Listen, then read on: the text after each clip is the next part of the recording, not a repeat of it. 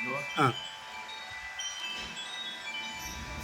என்னுடைய தொகுதியில் வேதாரண்யம் முழுக்க நாகை மாவட்டத்தில் குடி தண்ணீர் பஞ்சம் மிக மோசமாக இருக்கிறது. தாங்க முடியாத அளவுக்கு மக்கள் அவதியுற்றிருக்கிறார்கள். கூட்டு குடிநீர் திட்டங்கள் நடைமுறைப்படுத்தப்படுவதில் பல்வேறு சிக்கல்கள் இருக்கிறது. தண்ணீர் எடுக்கும் இடத்திலேயே அந்த அளவு குறைந்து விட்டது. அது பாதியாகவே குறைந்திருக்கிறது. முன்னால் இருக்கக்கூடியவர்கள் தண்ணீரை முழுமையாக எடுத்துக்கொள்கிறார்கள். கடைகோடியில் இருக்கக்கூடிய இடங்களுக்கு, வேதாரண்யம், தலைஞாயிறு இது போன்ற பகுதிகளுக்கு தண்ணீர் வந்து சேருவதில்லை. நாகப்பட்டினத்திலும் கடற்கரை ஓர பகுதிகளில் இருக்கக்கூடிய கிராமங்களுக்கு குடிநீர் கொஞ்சம் மிக மோசமாக இருக்கிறது.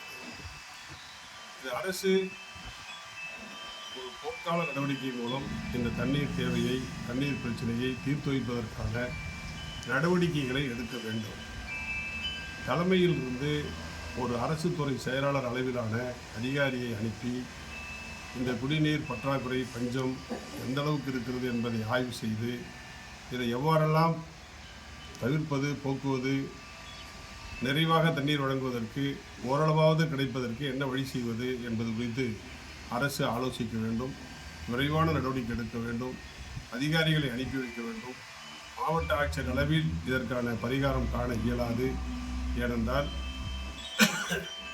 தண்ணீர் எங்கெல்லாம் இருக்கிறதோ அங்கிருந்தெல்லாம் எடுத்து டேங்கர் மூலமாக எல்லா இடங்களுக்கும் குடித நீர் வழங்கப்பட வேண்டும். தண்ணீர் இல்லை என்கிற நிலை இல்லாத நிலை உருவாக்கப்பட வேண்டும்.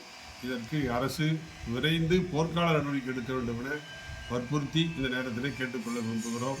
இதை விளையாட்டாகவோ அல்லது சாதாரண பிரச்சனையாகவோ அரசு கருதக்கூடாது. இது மக்கள் போராட்டமாக வெடிக்கும், மிக மோசமான நிலையை உருவாக்கும். எனவே விரைந்து அரசு செயல்பட வேண்டும் என அரசை கேட்டுக்கொள்கிறேன்.